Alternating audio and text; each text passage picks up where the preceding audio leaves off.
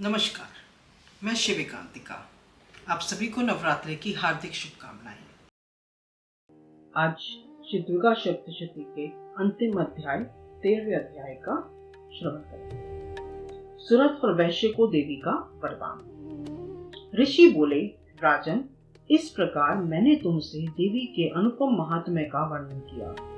जो इस जगत को धारण करती हैं, उन देवी का ऐसा ही प्रभाव है। वे ही विद्या उत्पन्न करती हैं। भगवान विष्णु की माया स्वरूपा उन भगवती के द्वारा ही तुम, यह वैश्य तथा अन्य विवेकी जन मोहित होते हैं, मोहित हुए हैं तथा भविष्य में भी मोहित होंगे। महाराज, तुम उन्हीं परमेश्वरी की शरण में जाओ। पूजा करने पर वे ही मनुष्यों को स्वर्ग तथा मोक्ष प्रदान करती हैं। मार्कंडेय जी कहते हैं, कौष्टुकी जी मेधा मुनि के वचन सुनकर राजा सुरथ ने उत्तम व्रत का पालन करने वाले उन महाभाग महर्षि को प्रणाम किया। वे अत्यंत ममता और राज्य के छिन जाने से खिन्न हो चुके थे। महामुनि इसलिए विरक्त होकर वे राजा तथा वैश्य तत्काल तपस्या करने चले गए और वे जगदम्बा के दर्शन के लिए नदी के तट पर रहकर तपस्या करने लगे।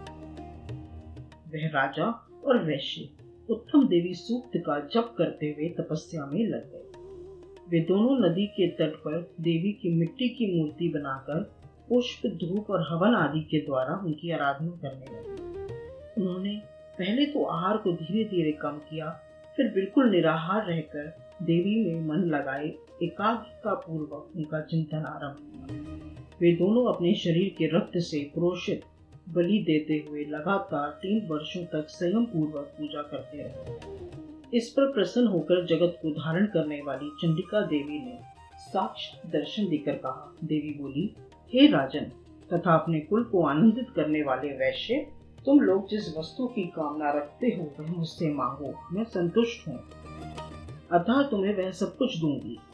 मार्कंडेय जी कहते हैं, तब राजा ने दूसरे जन्म में नष्ट न होने वाला राज्य मांगा तथा इस जन्म में भी शत्रुओं की सेना को बलपूर्वक नष्ट करके पुनः अपना राज्य प्राप्त कर लेने का वरदान मांगा। वैश्य का चित्त संसार की ओर से खिन्न एवं विरक्त हो चुका था और वह बड़ा बुद्धिमान था, अतः उस समय उसने ममता और अहंकार रूपी आसक्ति का नाशक ज्ञान मांगा।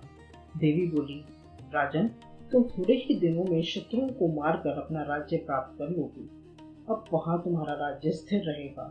फिर मृत्यु के पश्चात तुम भगवान सूर्य के अंश से जन्म लेकर इस पृथ्वी पर सावर्णिक मनु के नाम से विख्यात हो। वैश्यवर्ग, तुमने भी जिस वर को मुझसे प्राप्त करने की इच्छा की है उसे देती हूँ। तुम्हें मोक्ष के लिए ज्ञान प्राप्त होगा।